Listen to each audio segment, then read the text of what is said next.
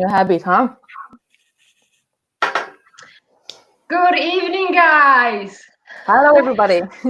Welcome to our Friday night show with Ange. And Ivana. Hey, we're doing the right way this time. Finally. Just don't ask me to fix my hair. It's not going to work. I haven't gone that far yet. So, guys, tonight we will be talking about how can discipline positively impact your life. Very important subject, very interesting as well. But before we start, let us know that you can actually see us and hear us. And also, we need to let you know that there are some thunderstorms around, so let's hope we don't lose connection. Let me just quickly connect to my page as well. Right, we have a hello from the user. Okay, can we have a thumbs up or a heart just to make sure you actually can see us and hear us? I'm just gonna enter the broadcast. There we go. Yeah, very good. Muted. So there is. Yeah. Right, guys, we have 5 people watching now. So come on, guys, let us know if the sound is okay and if we look good. Yeah, that's very important. That's the important question. That's the It's going to be a very interesting topic today, and I'm really excited about the conversation. About discipline. And you might be surprised when we talk about discipline, because you might think it's something really harsh and very hard to do. But is it? Is it?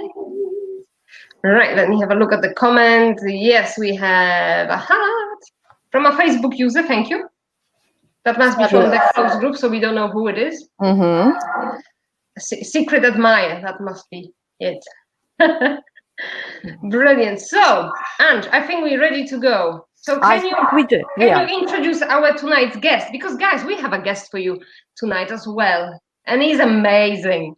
Yeah. So, guys, I've got this massive pleasure to introduce to you our today's guest. His name is Lee Trunks, and he's a owner of the martial arts school in Cheltenham. So I thought he's going to be a perfect guest for this conversation. So let's bring Lee in. Oh, welcome, Lee, to our live show. Hello, everybody. Hi. Lovely to have you here. Thank you. Lee, please just quickly introduce yourself and tell people who you are and what you're about. Oh, wow, there's a bit. Quickly, a big question.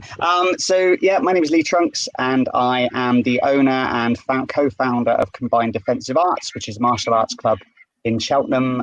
We teach kickboxing and self-defense from the age of 3 all the way up till, well, as long as people can walk in the room, I'm happy to train them.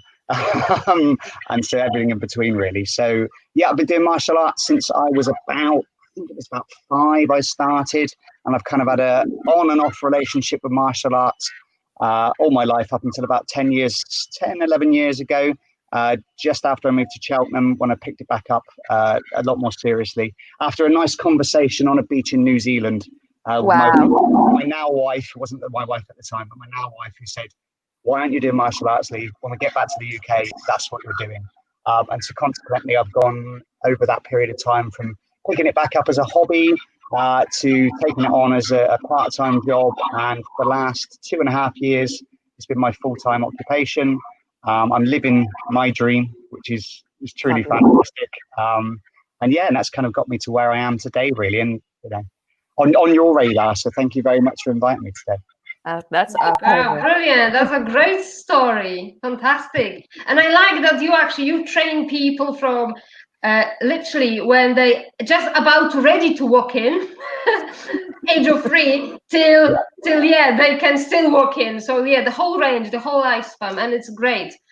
So yes, we're talking about discipline today, and what it is and how it can impact our life, and why is it important to actually have some kind of discipline. So Lee, how do you see discipline? What do you understand by discipline? Well, it's an interesting question, isn't it? Because when you first invited me and said about discipline, I was kind of like, wow, what does it actually mean? And I instantly went online and tapped on Google and came up with various different solutions. I asked my wife, I asked my children, and there's lots of different variations of it, and people's understanding of it obviously varies. From my point of view as a martial artist, the discipline that we study, okay, so we study kickboxing and self-defense, those are disciplines in their own right. There's the discipline that is the rules of the club, so the kind of ethos, how we behave, how we interact with staff members, families, students, and how we conduct ourselves generally. And then there's self-discipline, which is all about setting our own set of rules and then trying to adhere to those regardless of what comes up. And that's the one I think really kind of probably where today's conversation is really focused. I think that's in itself the hardest one. The other ones we can write down and say this is it. And then obviously as a martial arts instructor, we enforce, which is another type of discipline, isn't it? Discipline is obeying by the rules and then punishing people if they don't do so, which is a bit harsh. I'm not quite generally live my life, but in this day and age, we positively enforce when the rules aren't adhered to. But certainly self-discipline, I think, is massive. I think it's linked a lot to sort of motivations, goal setting, consistency. There's a lot of kind of big other words that sort of revolve around that. And it's something that's been really, really important in my own life, not only through martial arts, but other things such as veganism. I've got, what am I doing now? Sort of intermittent fasting, various other things that I've kind of taken on board myself that take a lot of discipline to do because they're breaking already existing kind of patterns of behavior and habits. Because you want to get somewhere else. And we all know habits are easy to form and hard to break. And especially if you're not motivated enough, you have to find a compelling reason to do these things. And I think that's the biggest thing I found from being self-disciplined is what is that motivation and tapping into that to give me that fuel to kind of enable myself to achieve the goals that I'm setting myself. Okay, so we had this very brief conversation, which we have not finished just before we entered the broadcast. So we were talking about how long does it take to actually change the habit, and I said, well, just about the 3 weeks, and I was just about to go something else, and Ivona just squished me and just killed me, so I could not finish. It was time to come live, that's why. What I was going to say, but you said something very, very interesting, and I was actually waiting for it, to be fair.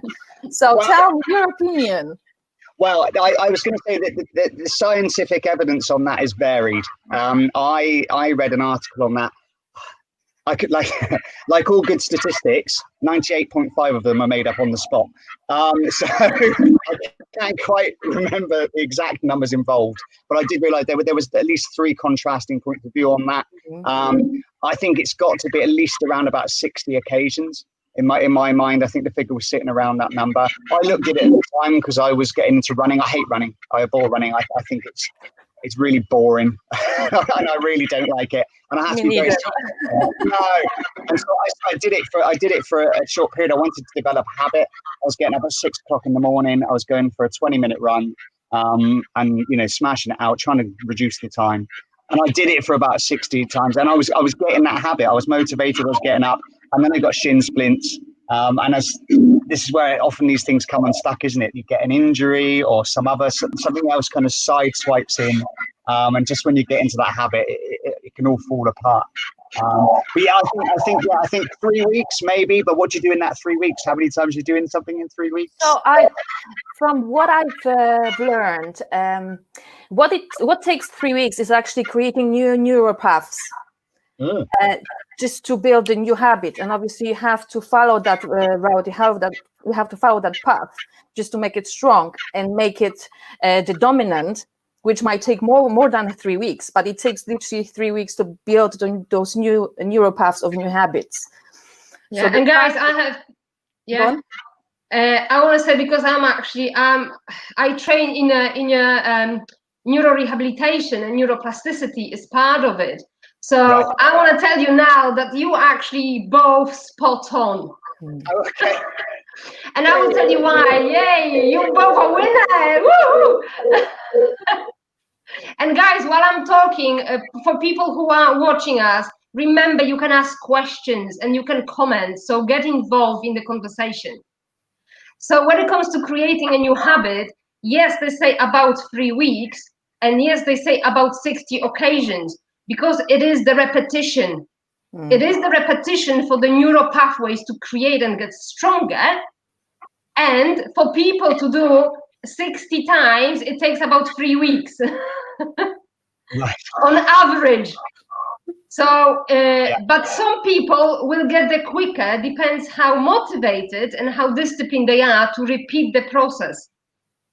For some people, it will take longer because they have to repeat that so many times before it's actually hardwired. So you're both right, but on average, it is 3 weeks or 60 goes to actually master something that is hardwired in the brain. Yeah. So you both absolutely right. Well, we're very clever. That's the kind of I suppose that's the scientific kind of neural side of things, but it's how that's packaged in someone's life that makes a massive impact, isn't it? Yeah. I mean, for me to pick up running, which I'm relatively fairly physically fit. I do a physically fit job for a living, so that's something that quite aligns with everything else that I'm doing. I suppose when you're developing a brand new habit, it's actually something completely new for you, or you're going from kind of sofa to 5K, which is a big thing out there.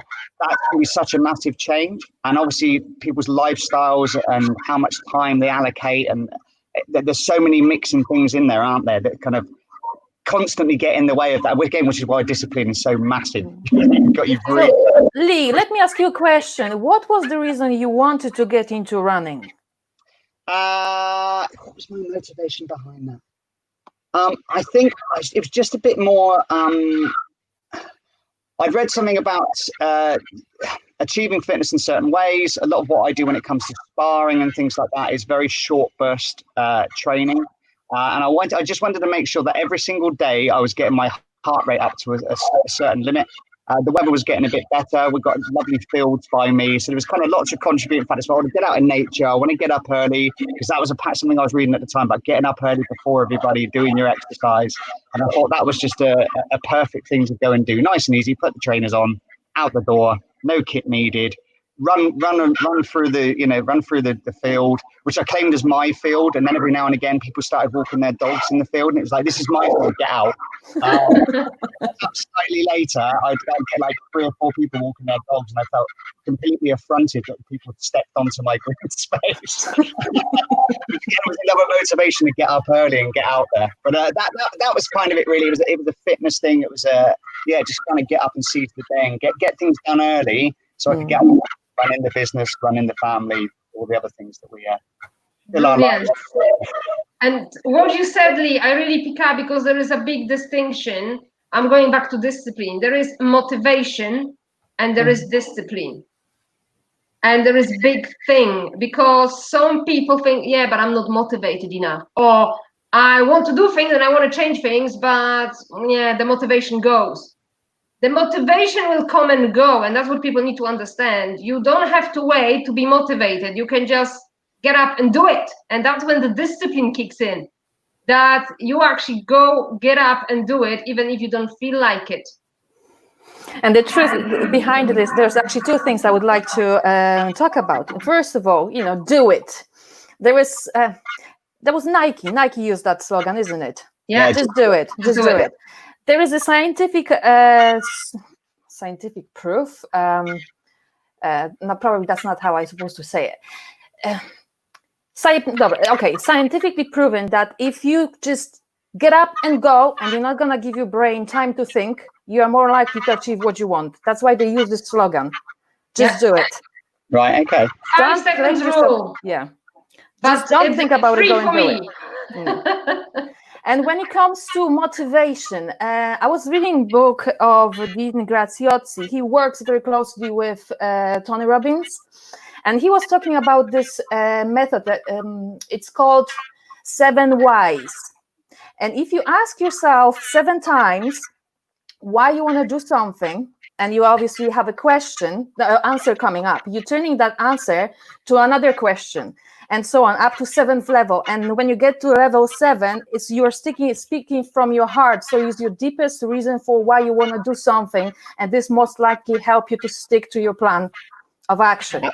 So I found it very, very interesting. I don't know, have anybody heard about it before? I did, yeah. I've heard that one before. It's stripping it away back to the root cause, isn't it? Yeah. Yeah, but like I said, if you struggle to get to the 7, then that's probably, you're not going to stick around for long enough. And we're quite simple creatures at heart. You know, we live in this world, and we bombard ourselves and surround ourselves with all this sophistication and technology and all this kind of stuff. But we're very base animals in many regards. And our instincts and our motivations are based on that. Maslow's hierarchy of needs is there. You know, it's shelter, it's food, it's family, social interaction. Often it's back down to one of those things that we're really concerned about. Often fitting in, often longevity of life, fear of death. You know, they're quite core things that most of us have. And I think, like I said, we just layer ourselves in all this nonsense. And actually, as you say, with the 7 whys, getting back to that root cause, because you need it, and it needs to be there. As you say, if you get up and just do things, that just needs to be really hardwired into you from the core without too much thought process, doesn't it? Mm-hmm.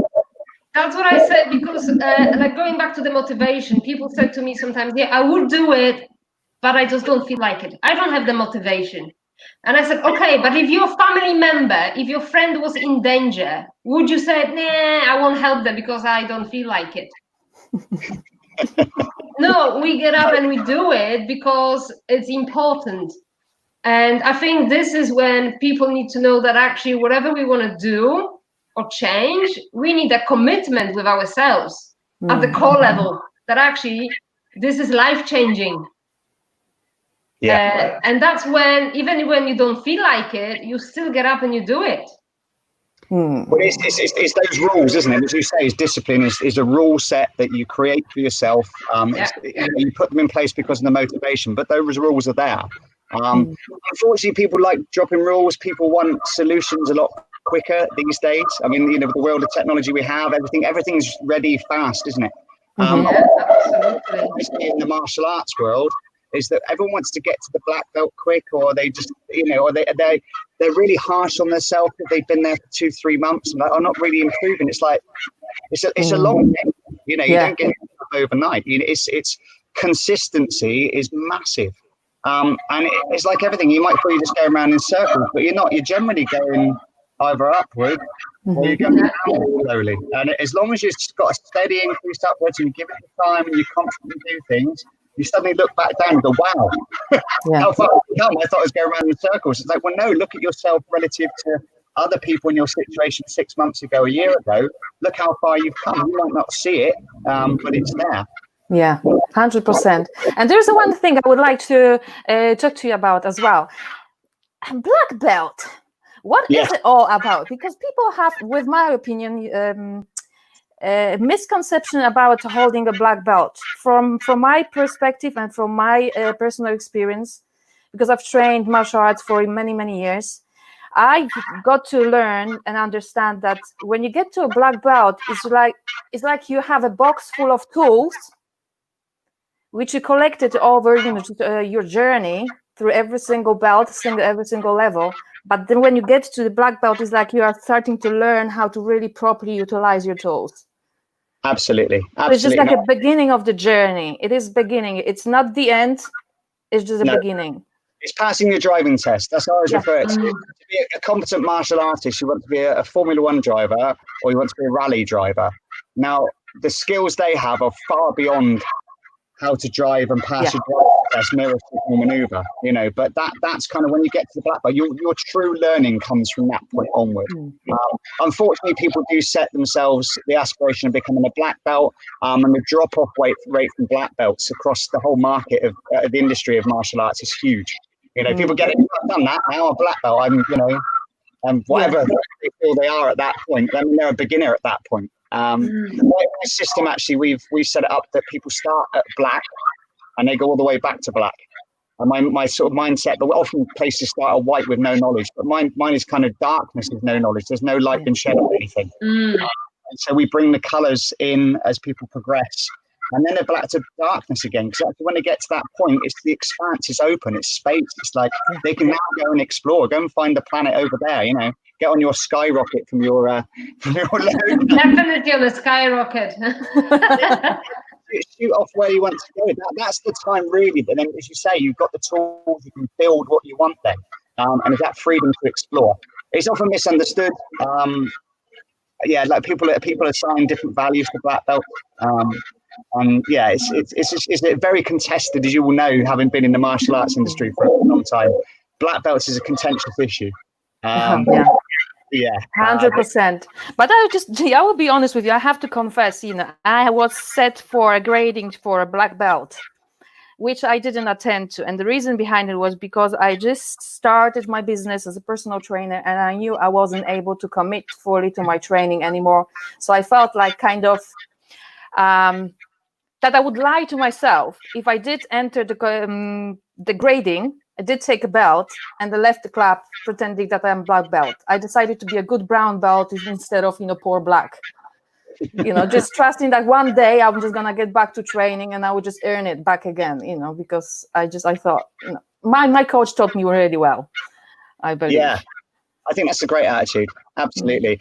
You've got to be honest with yourself when you achieve these things. I got my black belt under the Taekwondo Association of Great Britain in Taekwondo.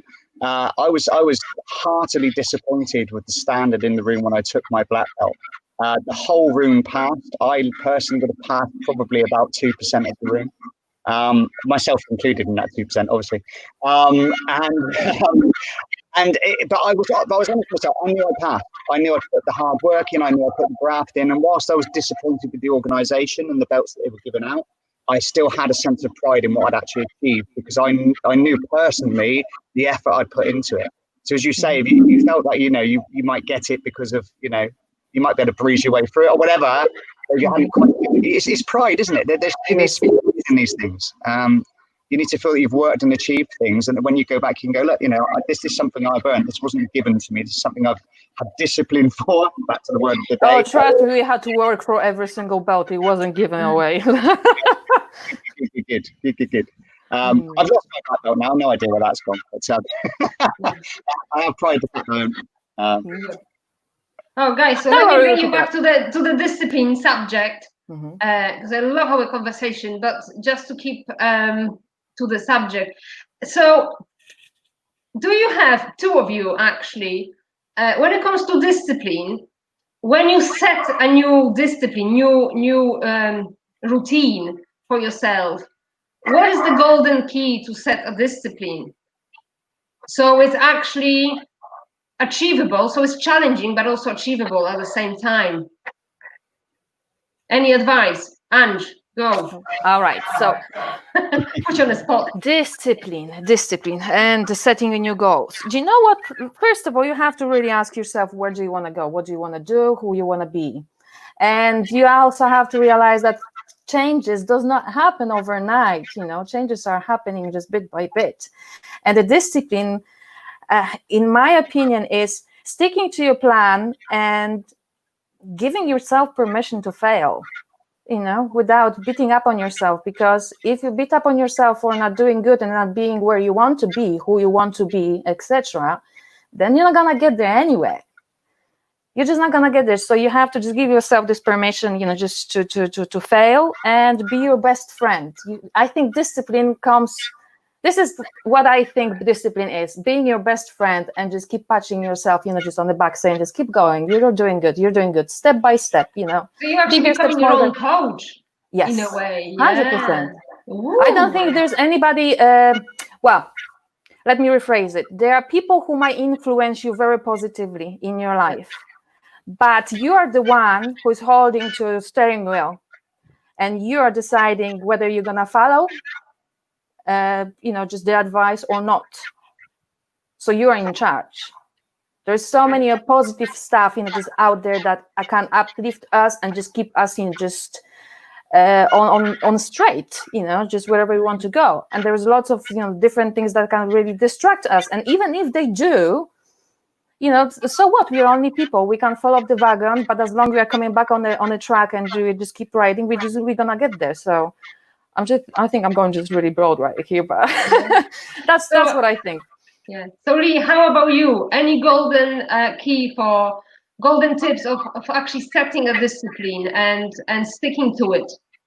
Yeah, I think Ange is spot on there with being kind to yourself. I think all too often people stop as soon as they, I'm going to do this every single day. Then they missed a day, and they're like, oh no, I've messed it up, and then it just disappears. I think being truthful with yourself is really, really important at the outset. So when you're setting goals, it's achievable. And as I discussed earlier about this slow process of slowly moving up, and as Ange said, it doesn't come overnight. I think you have to be really, really honest with your goals. So you have half a chance of getting there, and you're not going to be too harsh on yourself on the way there. And again, back to that motivation. Again, it's kind of you need. For me personally, I need to have something to draw on when I don't want to get up in the morning. Yeah, when I really don't feel like doing it, and there always comes anything that's a long, slow build. You need to have something to know, but it's because of this. It's understanding your why. Yeah, it's the same in business. It's the same in everything. All business and personal. It's the same stuff. Yeah, if you understand why you do things and you understand yourself honestly and truthfully, then actually it's a lot easier. And then make sure that's as measurable and as sensible as you can. And then just keep reminding yourself, why am I trying to get there? Why am I trying to do this? And I think over time, then it just happens. Brilliant. And I love the key word you said. It is the why. So we need to have the desire. It has to be important to the core why we want something. And second is the consistency. Things don't happen overnight, and that's what people keep forgetting, because they try something for 2-3 days. You eat salad for 3 days and you haven't lost weight. It doesn't work like that. No, it doesn't. So is the consistency over time. That's the secret ingredient. And remember, and especially remember when you feel so down and you're in a dark place, so actually why you started in the first place. And that's when, you wake up at 3 o'clock in the morning alone. You have to be your own cheerleader, because there's nobody else at that time. No, which is why I think accountability is massive. I think in the world we live in, I mean, I don't know about yourself, Ivana, but me and Ange have obviously been doing this 25 push-up. I'm doing it as well, yes. I've got hers as well, yeah. I must like you and get that all sorted. But social accountability. I mean, it's massive, isn't it? And I know me. I don't look. No one likes looking an idiot. So being as upfront, like, hey guys, I'm doing this. And then you go, wow. So when your own kind of discipline starts to falter and fail, you've got that added pressure from the outside. Well, I can't look like an idiot in front of these people. I've got to go and do this. I've got to do that. So I think that's a really, really nice tool. Whether it's a bit of a shortcut and a bit of a cheat, I don't know. But I think it's certainly a tool that we have at our disposal these days. I like to.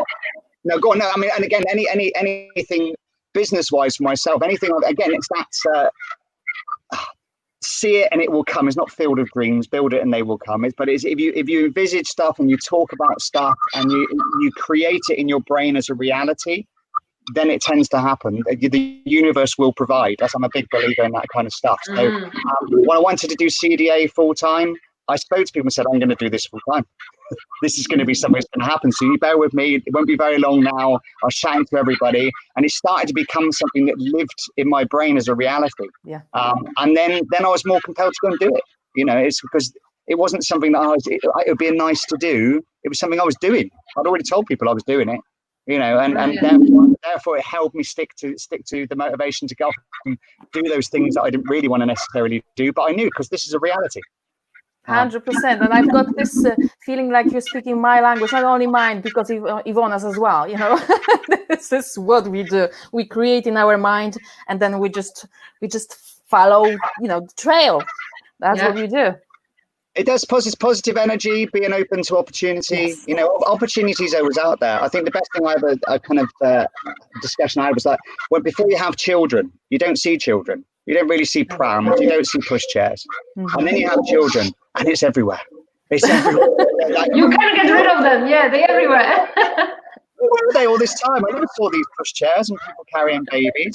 But it's the same. If you're open to the possibilities are out there, and you're in the right mindset for it, and you're geared up and ready, you see things and you're ready to act. I think it's hugely impossible. 100%. Guys, we have a question from the viewer. How does positive attitude help in life? So, Ange, do you want to answer this? Positive attitudes. I have already said that some time ago, but I'm gonna say that one more time. Have you ever seen positive outcome out of negative, actions and attitudes? No. You cannot expect that something positive just lands on your lap when you're not actually even seeing anything good happening around you. We attract what we think. So if someone is negative and they don't believe in themselves, I'm sorry, but nothing can save them but only themselves. And the change happens when they start thinking completely different. You have to think positive. And obviously, if you start practicing gratitude, you start seeing more and more of stuff that you're really grateful for, and that really changes your life completely. So positive attitude all the way. There's not even question mark.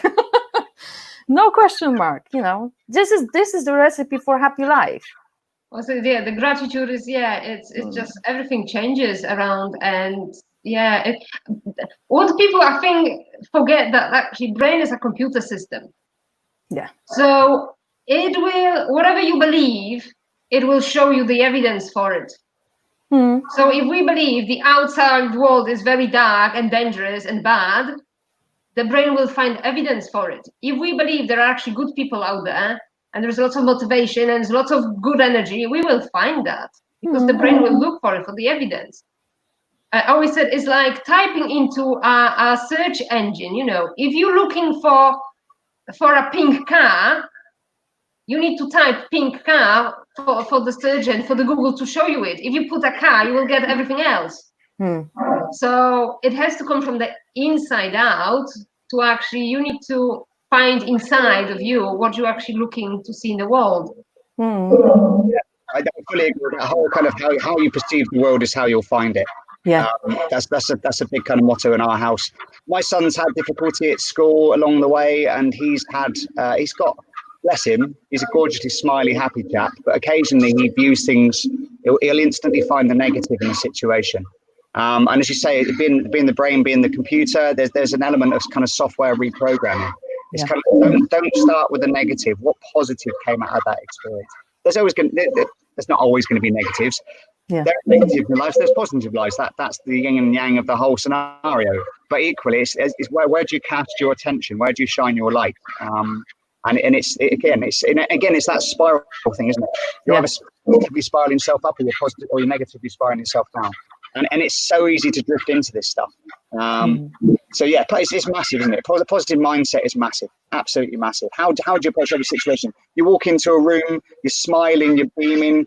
Back to your point, gravitate. It's a gravitational field, isn't it? It brings that towards you. You don't even have to do much more than smile and be generally, and it comes towards you, and that just rebounds and spins off, and all of a sudden, these reactions are happening. It's always like atoms and neutrons and muons and all this kind of stuff. It's like that's the making of the universe. And physics. Woo! It's macro and the macro. They're mirrors of each other in different ways. Have those universal thoughts. It's kind of that's what you see in your life. It's energy, Lee. It's energy. It's a good vibe. Whatever you put out comes back to you tenfold. Yeah, absolutely. That's what it is. Look, Matt is commenting. Yes, he said that it's actually for you. Yes, Lee. Let me bring show up you so you can see it. But he's a bit late today, but yeah, he will pick up later. So good luck reopening. Thanks, Matt. You too. Good luck to you too. It's been a tough time for everyone in the industry. So guys, for the viewers, if you are watching and you have any questions on discipline, this is the right time to ask. Any comments, because we have Lee and Ange and myself, and we are quite high on discipline, and that's why we are where we are, because we get up when we don't feel like it. And I have a question here to Lee. Lee, tell me how the type of discipline which you are practicing and teaching people in your club impact their private life. Oh, how has it impacted my private life? I'm How forever does doing wrist locks. I remember doing wrist locks on my children. In a very practical way. Daddy, stop putting me in that armbar. How has it impacted my daily life? I And think it's martial arts. Lee, and it's yours, but also your clients' lives. Yeah, absolutely. It's huge. You get various tiers of people in a club, and I think discipline is a massive part of that.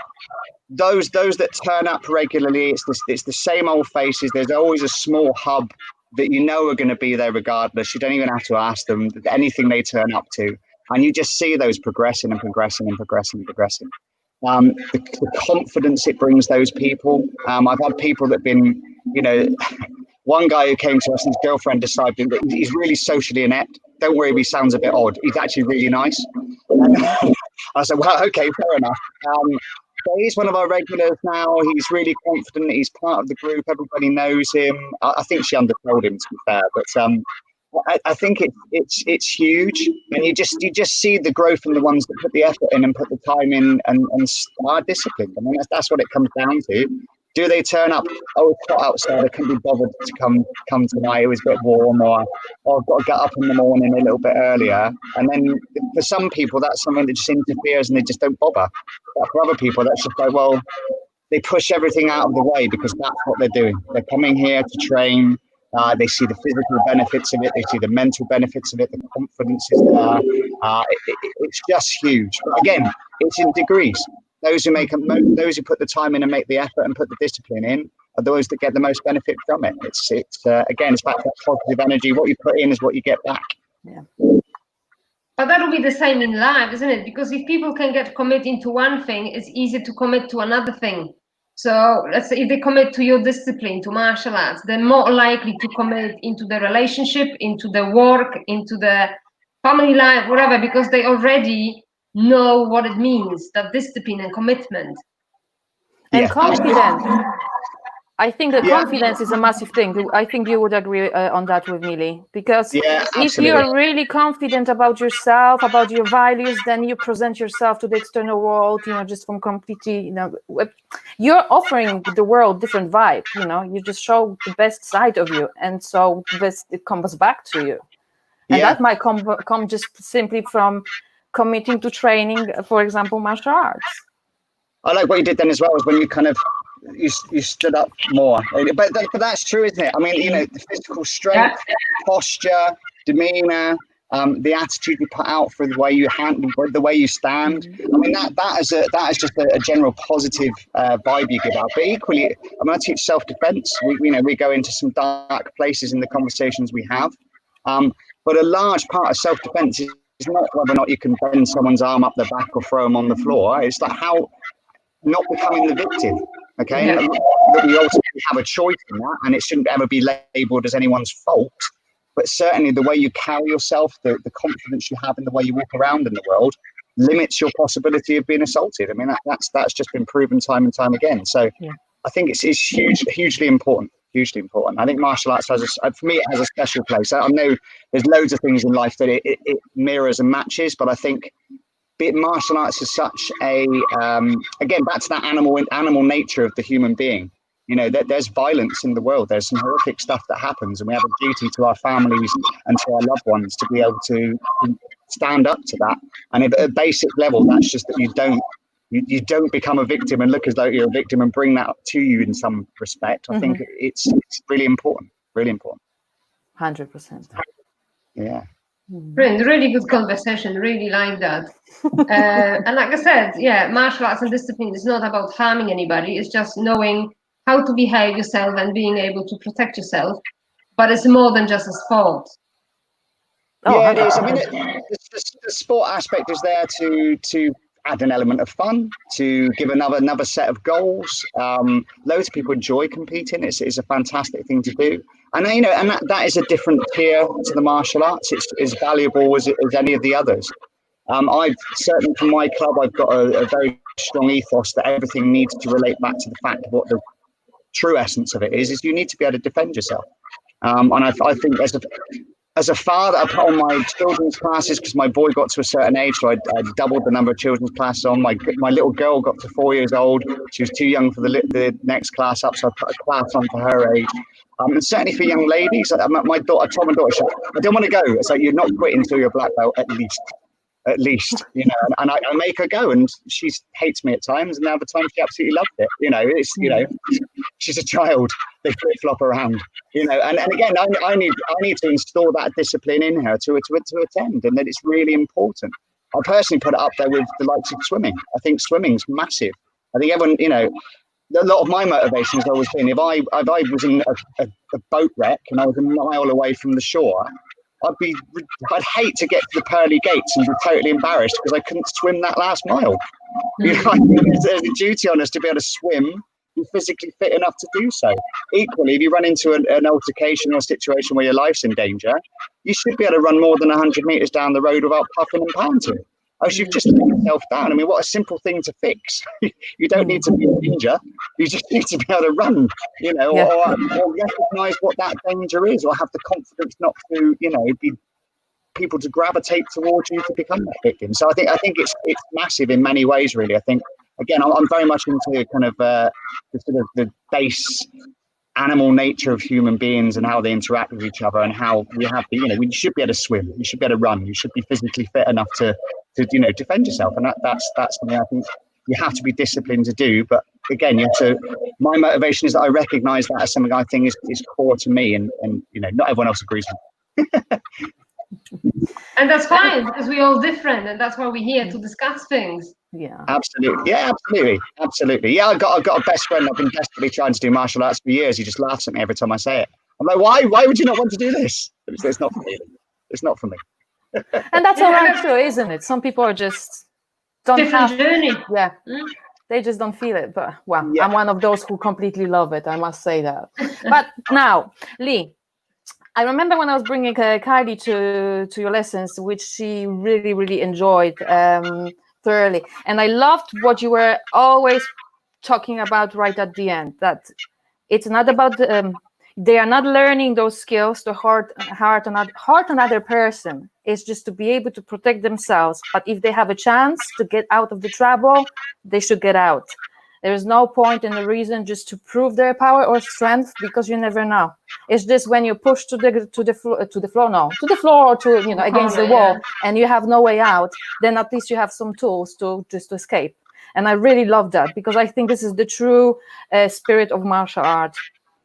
Absolutely, yeah. And again, that sort of hierarchy of decision making, it's you know, it's like I've done risk assessments in my jobs. I'm sure you guys have done risk assessments in your job, and you know, the ultimate thing is to avoid it in every possible way, you know, and then you're putting control measures in place. So yeah, my number one is don't be in that situation. My number two is, if you're in that situation, leg it. But if you can't run away, or you've got children with you, which is that extra consideration, or you know, you're injured and running is not an option, you know, then what do you do next? And yeah, and it should be used like that. You know, anyone that I found out at my club was using martial arts in any fashion other than to defend themselves or others, you know, not because they just got called a silly name. And you know, I said, you know, the old movies, wasn't it? If someone just had to simply insult their mother and they'd start swinging, you know, words are pointless. And I think once you understand violence and how fragile human life is, you want to preserve it as best you can. I mean, you know, I'm first aid trained. I have to through my work, but I have done for a number of years, done first aid training for adults and children. Again, it's that thing, would you want someone to drop in front of you and not be able to preserve their life? It's a base thing, a base skill that I think we should all have to some extent. So it's something I want to put into the children at a very young age. It's like you are able to protect yourself.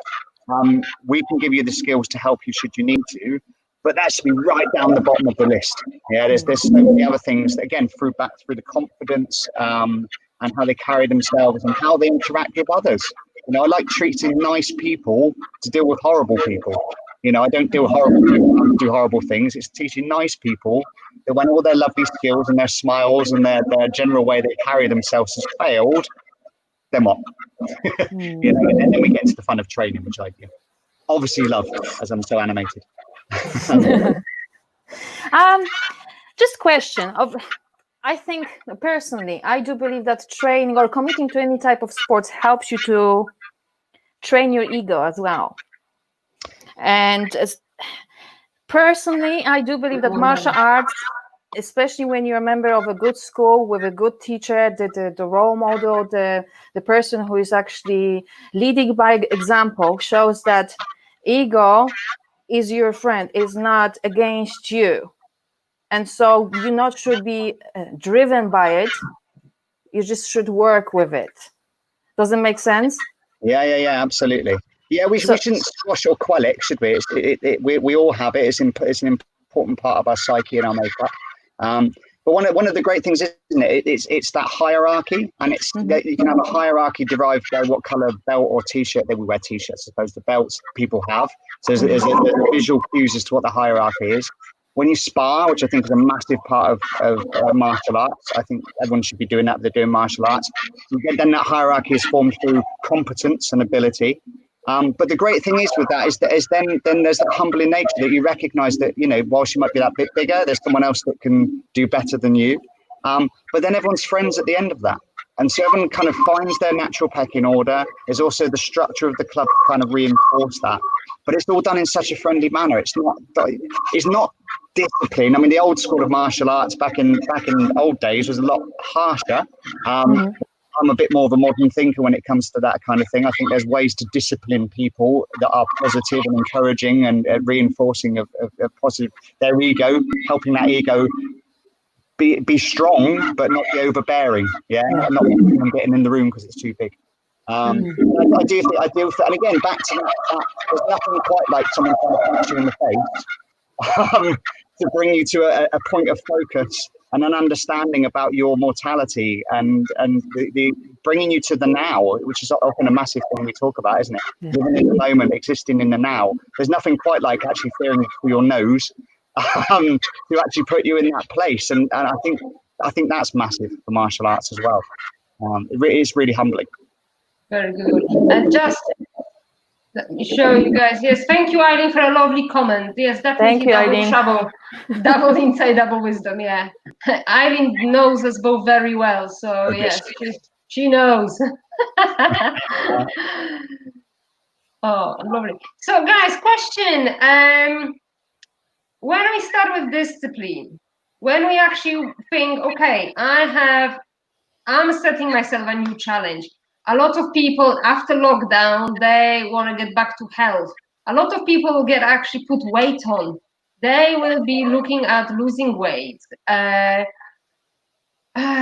thinking, you know, setting up a new discipline.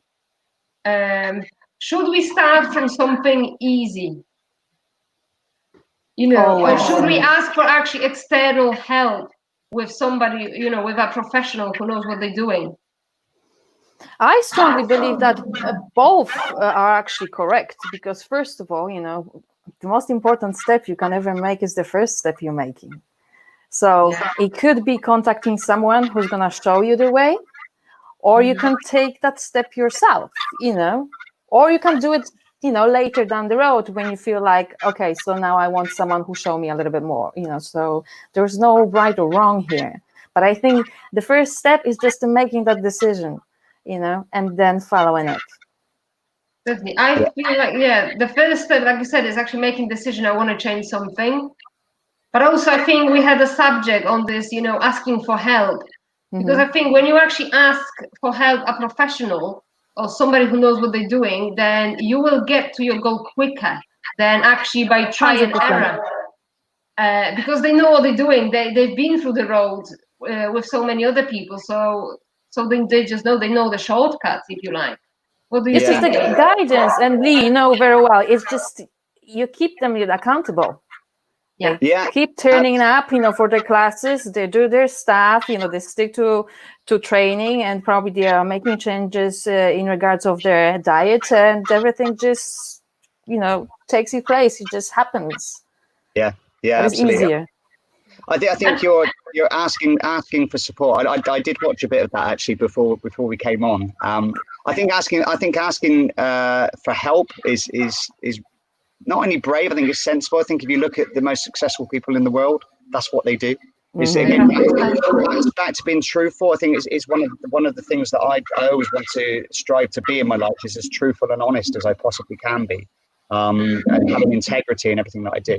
And I think recognizing where your limitations are and then reaching out and finding people to fill those gaps is the most sensible thing you can do. So I think when it comes to certainly health goals after the lockdown, it depends how far you want to go with that, how far that is, you know, if it's I put a little bit of weight on, then actually you probably solve that quite easily. If it's a big journey, then I think, yes, certainly reaching out for help is very sensible. And again, accountability, massive.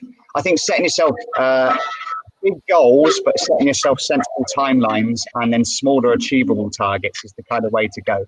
I think if it's too small, you kind of you can almost see it and almost touch it. So it's not really motivating and driving. I think you want to make it a little bit further out of reach.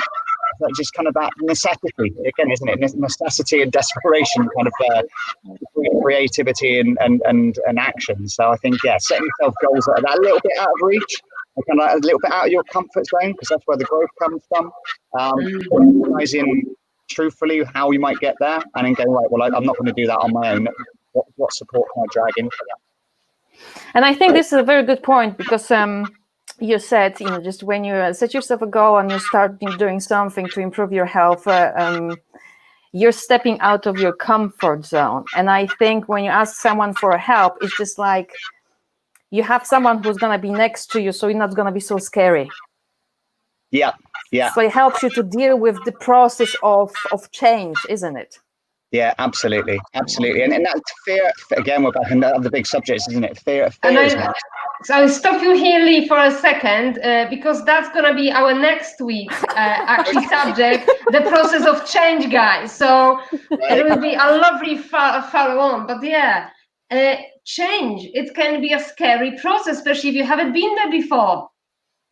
It's huge, isn't it? I mean, you know, large organizations across the world spend thousands upon thousands of dollars and pounds on managing change. They get professionals in to do it. People are people bulk against it, especially, I mean, it's incremental small changes. Again, like that spiral steadily going up. If you can't kind of see it happening, it's like the growth in the garden, isn't it? All of a sudden you come out, wow, how did that happen? No, as well, it's been steadily doing this, but you suddenly see it from this to this, like, oh, you know, people bulk against it. It's, yeah.